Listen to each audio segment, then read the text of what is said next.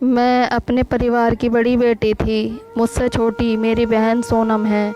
मेरे पिता एक सेठ के यहाँ मुनीम हैं। उन्होंने सरकारी स्कूल, सरकारी अस्पताल और सरकारी राशन के भरोसे किसी तरह हम लोगों को पाल पोस के बड़ा किया। मेरे माता पिता ने अपनी पूरी जमा पूंजी से किसी तरह मेरी शादी रेलवे में काम करने वाले सुमित से करा दी थी। सरकारी नौकरी वाले दामाद के लालच में इस शादी पर 6 लाख रुपए खर्च हो गए थे। अब कोई बचत नहीं थी, क्योंकि परिवार में दामाद के आने से दिखावे पर खर्च बढ़ गया था। पिताजी मेरी छोटी बहन सोनम को बीएड कराने के बाद नौकरी मिलने का इंतज़ार कर रहे थे। उन्हें पूरी उम्मीद थी कि सोनम की सरकारी नौकरी लग जाएगी और उन्हें उसकी शादी पर एक पाई भी खर्च नहीं करना होगा। फ़िलहाल तो उनकी माली हालत डावाडोल थी। सोनम की पढ़ाई और मोबाइल का खर्च भी मेरे और सुमित से मिलने वाले उपहार पर निर्भर था। सुमित मेरा पूरा ख्याल रखता था। हमारी तरफ से उन्हें कोई चिंता नहीं थी। सोनम की शादी में सुमित पैसा लगा देंगे, एक उम्मीद उन्हें इस बात की भी थी। असली मुसीबत, या ये कहनी चाहिए कि मुसीबतों का पहाड़ तब टूटा जब शादी के 3 साल तक मैं मां नहीं बन सकी, और इस मुसीबत ने पूरे परिवार को झकझोर दिया। गमीनत यह थी कि मैं अपने पति के साथ शहर में रेलवे क्वार्टर में रहती थी। सास के ताने मोबाइल फ़ोन पर मुझे बराबर सुनने पड़ते थे। मेरे पिता का मुझसे भी बुरा हाल था। मेरी सास तलाक की धमकी देकर पिताजी का खून सुखा देती थी। मेरी सास के ताने शादी में मनचाहा दहेज न मिलने से शुरू होकर बच्चा न होने पर ख़त्म होते थे। मेरे पूरे मायके को अभागा मनहूस कहा जाने लगा था। मेरी छोटी बहन सोनम को भी इस झगड़े में लपेट लिया गया। मेरी सास सोनम से कहती थी कि ज़रूर मेरी परवरिश ठीक से नहीं की गई। बचपन की गलत आदतों के चलते मैं बांझ हो गई हूँ। मेरी सास ने कानूनी सलाह भी ले ली थी। मेरी सास एक दिन कह रही थी कि कोर्ट में साबित हो जाएगा कि मैं उनके बेटे को शारीरिक सुख और संतान सुख नहीं दे सकती। इस वजह से उसे आसानी से तलाक मिल जाएगा और उन्हें हर्जा खर्चा नहीं देना होगा। मेरी माँ इन बातों को सुनकर कई दिन तक कुछ भी नहीं खा सकी। वे यह सोचकर मरी जा रही थी कि दामाद जी ने अगर मुझको छोड़ दिया तो मेरा क्या होगा। मेरी दूसरी शादी करने के लिए पैसे तो बचे नहीं हैं, और फिर दूसरा आदमी शादी करेगा क्यों।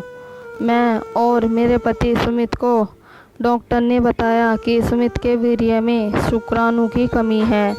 शुक्राणु को बढ़ाने के लिए डॉक्टर ने 2 महीने तक हर हफ्ते दवाइयाँ दी और इंजेक्शन लगाया, पर इस उपाय का भी कोई असर नहीं हुआ। जब किसी भी डॉक्टरी का इलाज से बाप नहीं बना तो माँ के बताए हुए उपाय देसी नुस्खे को अपनाया गया, पर इन सारे उपाय से भी कोई फ़र्क नहीं पड़ा। पति की पगार समय पर आए या ना आए, पर मेरी माहवारी ठीक 28 दिन में आ जाती थी। हम पति पत्नी एक दूसरे को बेहद प्यार करते थे और एक दूसरे की कमी बताते नहीं थे। असलियत ये थी कि मेरे पति सुमित की अंतरंग में दिलचस्पी नहीं थी। मैं पति को रिझाने की पूरी कोशिश करती थी। बिस्तर पर उनसे चिपक जाती, उनके गालों को चूम लेती, लेकिन सुमित पर इसका कोई ख़ास फ़र्क नहीं पड़ता था। इसके बाद हमने टोटके का सहारा लिया। मंगलवार के दिन हम पति पत्नी ने कुम्हार के घर जाकर पुत्र प्राप्ति के लिए प्रार्थना की और एक डोरी जिससे वह मिट्टी के बर्तन बनाता है मांग लाए। घर आने के बाद एक गिलास में पानी भरकर वह डोरी उसमें डाल दी। 1 हफ्ते तक वह डोरी उस पानी में भिगोकर रखी। अगले मंगलवार को गिलास में से डोरी निकालकर हम दोनों ने वह पानी पी लिया और इसके बाद वह डोरी हनुमान मंदिर जाकर समर्पित कर दी। उस रात हम दोनों ने संबंध भी बनाए ताकि मैं माँ बन सकूं। फिर 28वें दिन जब मुझको पीरियड नहीं आया तो सुमित दौड़कर प्रेगनेंसी टेस्ट किट ले आया, पर यह कोशिश भी नाकाम रही। 29वें दिन खाना बनाते समय मुझको पीरियड हो गया। सुमित की बहन ने एक टोटके को आजमाया। अपने बच्चे का पहला टूटा हुआ दूध का दांत एक काले कपड़े में बांधकर काले धागे की मदद से मेरी कमर पर बांध दिया। जब तक मैं पेट से ना हो जाऊं, इस धागे को किसी भी कीमत पर ना उतारने की कठोर हिदायत दी गई। दूध के दांत को कमर पर बांधे हुए भी 3 महीने का समय हो चुका था, लेकिन अभी भी मेरी कोख सूनी थी। धीरे धीरे सुमित भी अब मुझको ही बच्चा ना होने के लिए कसूरवार मानने लगा था। ससुराल पक्ष की मौसी, नानी, बुआ, ताई सभी मुझको ताने देने लगे थे। मेरे पास खुदकुशी करने के अलावा कोई रास्ता नहीं बचा था। मरने की सोचना आसान है, पर मरना आसान नहीं। कहते हैं कि मुसीबतें इंसान को बहुत ही धोखेबाज बना देती है। इसी बीच मेरा देवर समीर 3 साल पटना में कोचिंग करने के बाद मेरे और सुमित के साथ रहने आया था। शहर में उसके सरकारी नौकरियों के एग्ज़ाम थे। मुझको समीर के आने से बहुत राहत हो गई। सुमित और मेरी सास को अब मुझ पर चिल्लाने का मौका नहीं मिलता था। मेरी समीर से खूब बनती थी। ऐसा लगता था जैसे हम दोनों जन्म जन्मांतर के दोस्त थे। समीर के हर काम का समय तय था। सुबह 5 बजे जागना, योगासन, 2 किलोमीटर की दौड़, फिर दोपहर में घंटों तक सोना और रात 12 बजे तक पढ़ाई।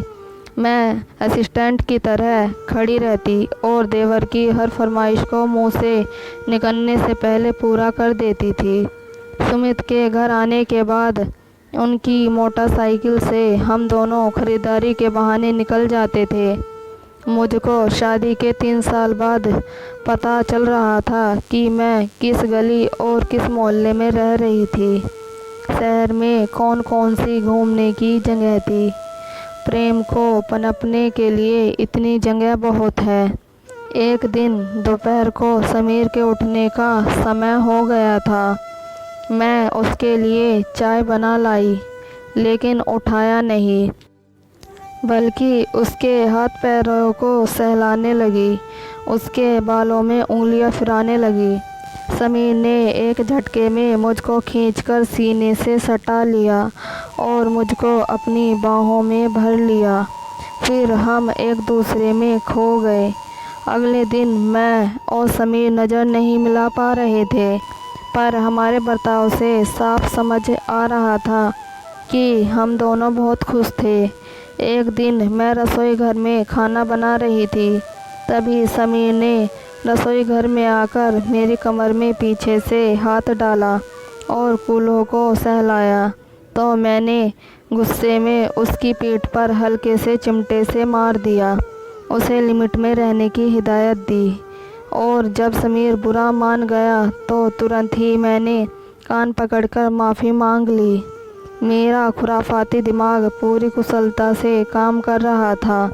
एक रात मैंने सुमित को बताया कि मैं इन दिनों शिवलिंगी बीज का एक भाग और पुत्र जीवक बीज के 2 भाग को मिश्री के साथ खा रही हूँ।